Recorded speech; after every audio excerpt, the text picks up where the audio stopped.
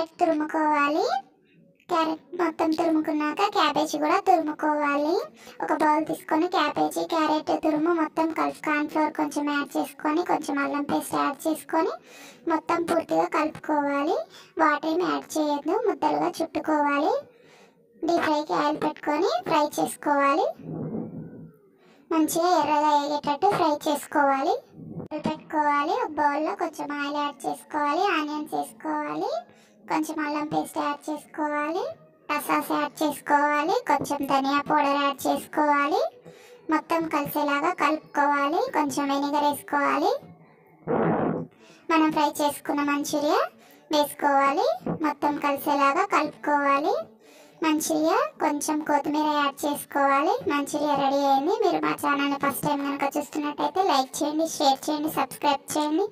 Thank you for watching.